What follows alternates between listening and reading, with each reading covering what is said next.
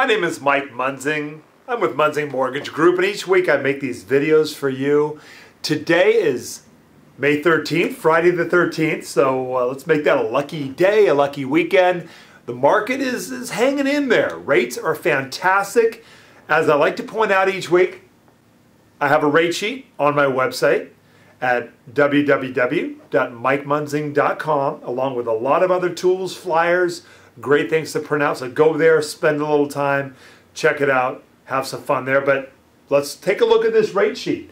Interestingly enough, FHA rates, which are the big FHA programs, are the big program that you're going to be using out there with the low down payment buyer.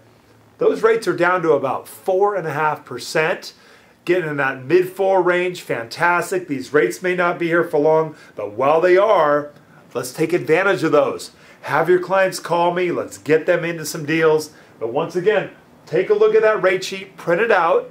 As you can see right there in the middle of the FHA rates, print that out, take it to your open house, have it with you. When home buyers come in, you can tell them what's going on. Have them give me a call. That's a great thing to do. Have them call me. I can really get specific for them so they know what's going on in the market with the rates. I'll keep them up to speed. Okay, each week I like to look through the news, the internet, find some good reports. This week I actually found a good article from my good friend Paul Shepper in the little Realtor, Orange County Realtor magazine. Hey, did you look at that? I'll bring that magazine up on the screen here, but hey, did you see? I've got a picture in there as well from a few weeks ago. I see Francis Hicks in there, Marie Elena Banks, they're in there with Chuck DeVore. I had one of my happy hour events a month or two ago. They put our picture, that was great, fun to see that in there. Hey, next, let's pull up Paul's article. Now, Paul Shepper is a fellow lender. I don't even want to say competitor. He's just a really good friend. Great guy. You can see his picture right up here in the corner. Paul put a good article in there about how can you improve your credit score. Now, he leads off the article. It's kind of a give and take away. He basically said it's virtually impossible to change your score in between the time you think about wanting to look for a home and getting that application in. That's assuming that's a fairly tight timetable. It's really gotten difficult to adjust your score. If you read through that article, I'm sure you got the magazine there, want to cover a couple of things. He says that it's a good thing for the consumer, for the potential home buyer, to order your credit scores or credit reports for each of the 3 bureaus every year, to go through it, make sure it's correct. You always should be looking for errors, problems, inconsistencies. Look for that. That's a good start.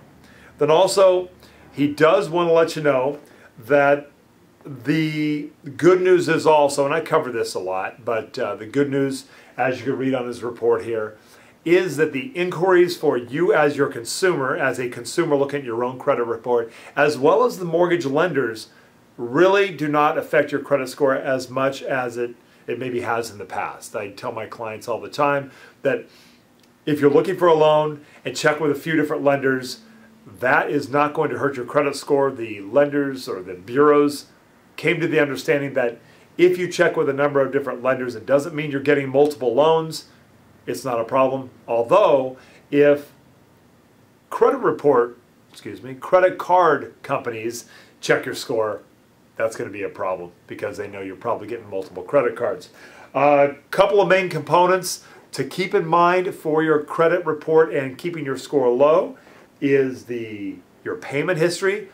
Always make those payments on time. Definitely, even if it's a minimum payment, you make that payment on time. Don't let that thing go 30 days late. That's a problem. As well as the amount you owe and the balance or the percent of your credit limit as to what you owe. And the target there is about 35%. You do not want to maintain a balance more than 35% on the balance of a credit card. So instead of owing maybe $1,800 on one credit card, it's a good idea to get 3 credit cards and maintain a $600 balance on each. That way each card is hopefully less than 35% of the balance. Those are just a few good ideas when you do pay off a credit card, maybe you're coming in to buying a property and you say, hey, let's pay that credit card down. Do not close that credit card. That's a misconception. You don't want to close that account. You want to have it zero balance, but maintaining the limit. That keeps that ratio low. Couple of good ideas for keeping your credit score in line. Something to think about. Okay, next I want to jump on a report by my friend Mark Hansen. He's popping up again with some decent reports, very intuitive. I'll bring that up on the screen here. I'll post it on my email that I send out to you. It's not great news, but it's news you need to know. Zillow recently came out with updated numbers on negative equity.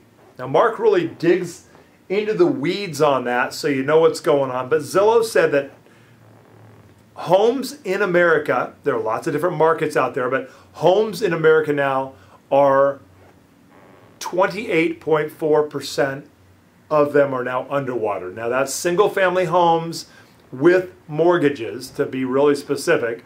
And he does comment that 32% of the homes in America do not have mortgages at all. So that makes it 68% of the homes in America, the ones that have mortgages, are now 28.4% underwater. If you tag in all the condominiums as well, and those are usually a little bit higher loan to value, and those have lost more value, it's not looking any better. But these are things to consider.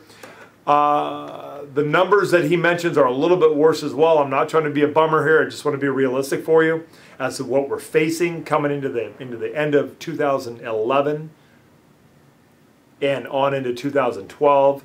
Is that if we're at 28.4% of homes that are 100% of the loan versus the current value, I covered this a few weeks ago. If you start looking realistically at those homeowners that can actually help our market improve, actually mentions in here those who can sell their home and have enough to pay all the closing costs and have a down payment for the next home, that moves that number drastically.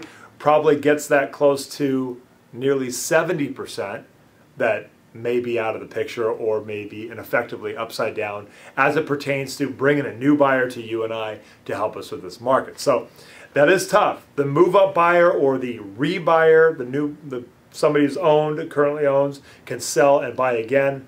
That is a tough end of the market, but we keep hoping that's coming around. We have some hurdles to be sure, and I'm going to post that report, read it, look it over, get into the details. I won't cover it now, but there's a lot of interesting meat in there to look over.